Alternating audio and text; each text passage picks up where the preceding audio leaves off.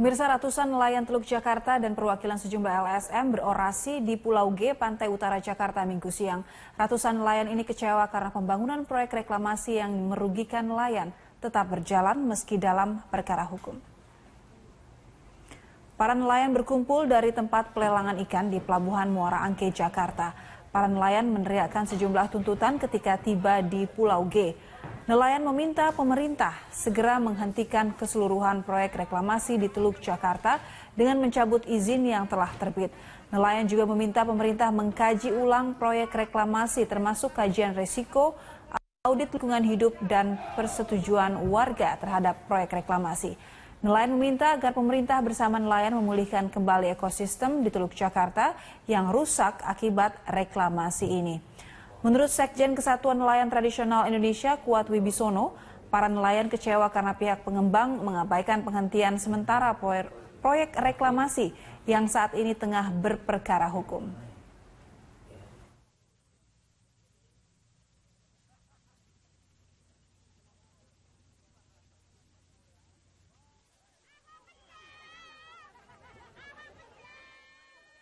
Ya, tuntutannya kita mau menyegel pulau itu karena kami udah melapor dari tingkat RT sampai kita mengadakan aksi ke Istana Negara.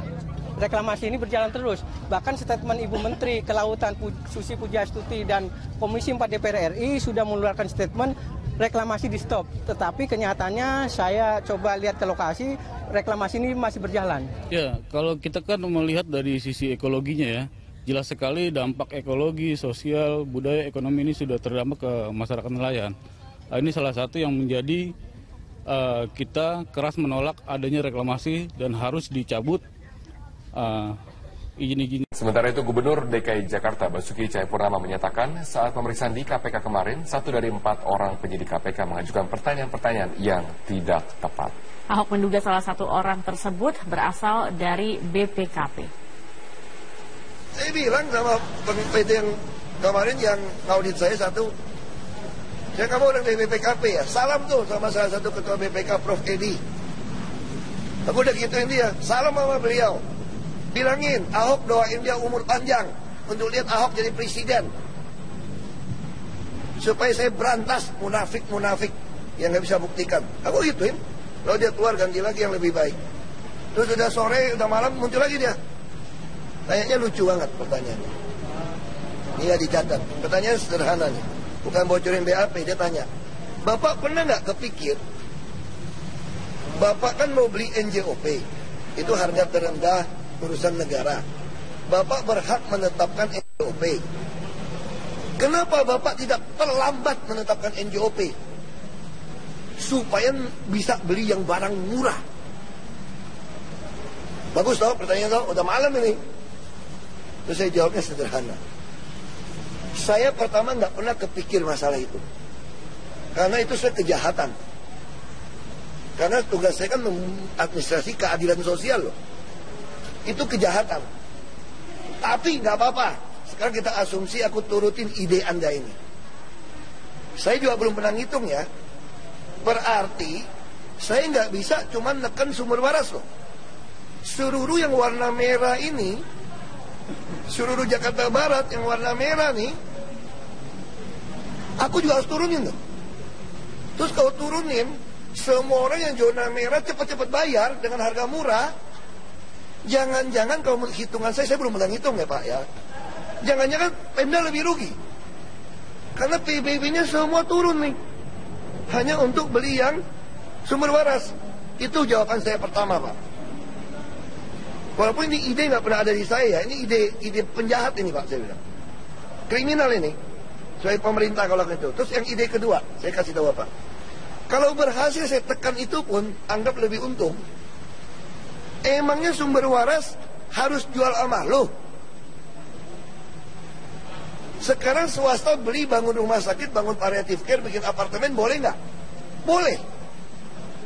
Dan dia beli harga pasar. Emang dia mau jual sama lo? Sekarang aja namanya NJOP mendekati harga pasar, makanya dia mau aja. Dia tuh jualnya tuh harga pasar loh. Nah sekarang saya tanya, bisa nggak saya menekan sumber waras? Ada lagi pertanyaan yang lucu banget.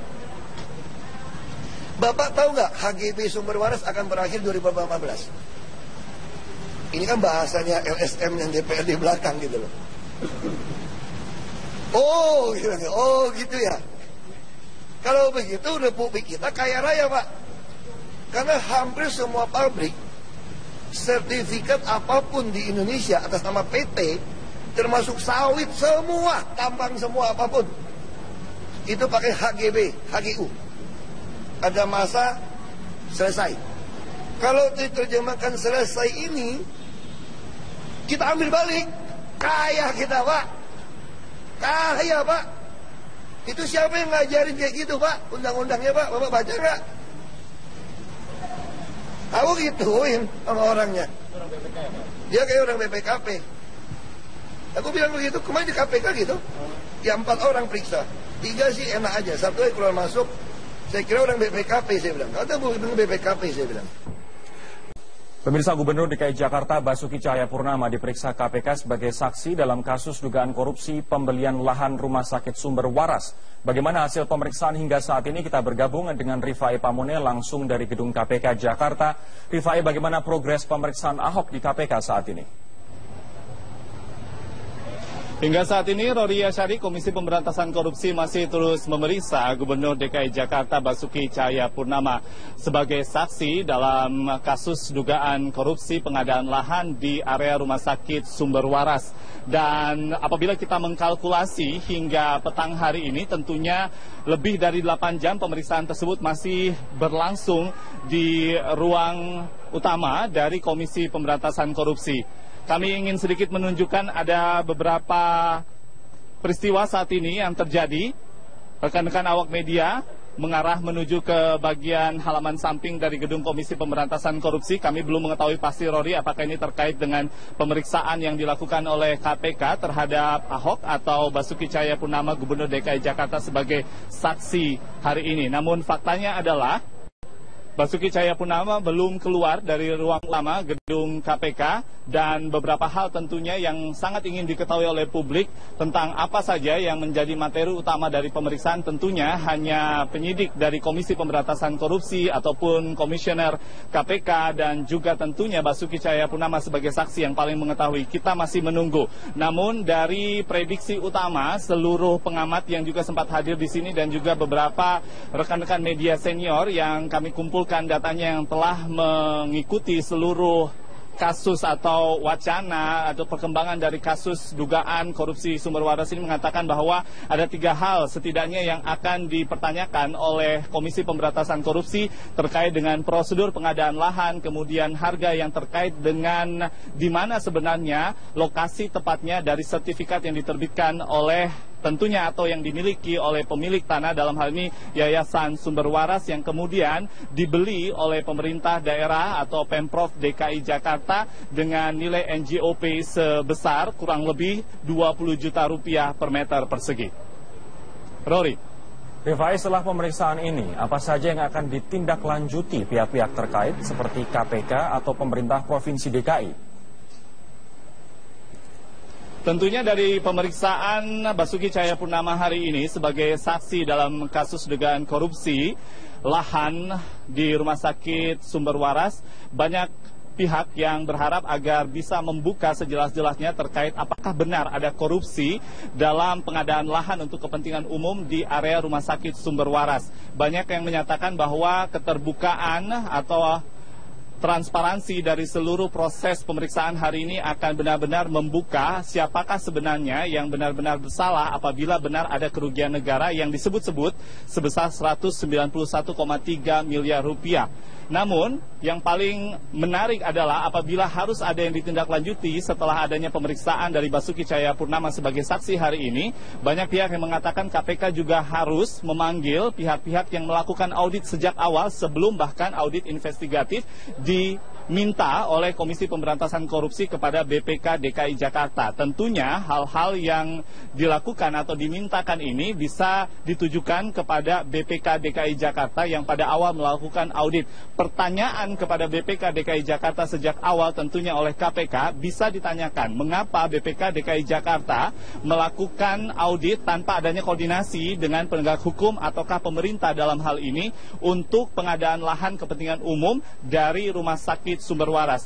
Apabila kita melihat dari segi prosedur saja, hal-hal yang dituduhkan oleh BPK DKI Jakarta kepada Pemprov DKI adalah adanya kesalahan prosedur untuk peraturan Presiden di pasal 2, 5, dan 6 Peraturan Presiden nomor 71 tahun 2012 yang mengatakan tanah seluas lebih dari 1 hektar harus dilakukan lelang dan juga sejumlah analisa terkait dampak lingkungan dan beberapa analisa lainnya. Namun sedianya BPK DKI Jakarta tidak melihat bahwa ada peraturan presiden yang terbaru yaitu nomor 40 tahun 2014 Rory yang mengamanatkan bahwa luasan lahan untuk pengadaan sebuah proyek kepentingan umum di bawah 5 hektar sedianya ini bisa diberlakukan untuk efektivitas dan efisiensi. Seluruh prosedurnya bisa dilakukan dengan persetujuan hanya oleh 2 pihak, yaitu yang memerlukan tanah, dalam hal ini Pemprov DKI, dengan pemilik tanah, atau dalam hal ini adalah Rumah Sakit Sumber Waras atau Yayasan Sumber Waras. Oleh karena itu, ada beberapa hal yang dipertanyakan oleh BPK DKI Jakarta tentunya sudah bisa dijawab dengan adanya prosedur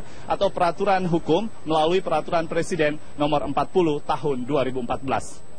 Demikian sementara kami masih menunggu kehadiran dari Basuki Cahayapurnama atau Ahok usai pemeriksaan sebagai saksi dan kami akan terus mengupdate informasinya. Rory Asyari. Rifai Bamoni, terima kasih laporannya dari Gedung KPK di Jakarta. Pemirsa, kasus pembelian lahan Rumah Sakit Sumber Waras terus bergulir di KPK. Pemanggilan Ahok oleh KPK diharapkan memperjelas kasus yang diduga merugikan negara 191 miliar rupiah tersebut. Inilah denah lokasi lahan Rumah Sakit Sumber Waras di Jakarta Barat. Total lahan di rumah sakit luasnya mencapai 7 hektar. Dari luas itu sebanyak 3,7 hektar dibeli Pemprov DKI Jakarta. Rencananya, lahan seluas itu akan dipakai untuk membangun rumah sakit khusus kanker. Pada 8 Juli 2014 terjadi kesepakatan harga antara Gubernur DKI Jakarta Basuki Cahayapurnama alias Ahok dengan Ketua Yayasan Kesehatan Rumah Sakit Sumber Waras Kartini Mulyadi. Harga yang disepakati adalah 20,75 juta rupiah per meter persegi dengan total harga 755 miliar rupiah. Proses dan harga pembelian itulah yang kemudian memunculkan masalah. Badan Pemeriksa Keuangan BPK menilai pembelian itu terlalu mahal. Sebab nilai jual objek pajak NJOP tanah di Jalan Tomang Raya bukanlah 20,75 juta rupiah per meter persegi, tetapi hanya 7,4 juta rupiah per meter persegi. Atas dasar itu, BPK menyebut ada kerugian negara sebesar 191 miliar rupiah. BPK sudah menyerahkan hasil audit investigasi kepada Komisi Pemberantasan Korupsi (KPK) Desember 2015 lalu. Sehingga saat ini kasusnya ditangani oleh KPK. Tak kurang dari 30 orang sudah diperiksa KPK, termasuk Ketua Yayasan Kesehatan Rumah Sakit Kartini Mulyadi. Namun kasusnya masih dalam tahap penyelidikan, belum sampai tahap penyidikan. Hari Selasa, Ahok diperiksa KPK terkait kasus pembelian lahan Sumber Waras.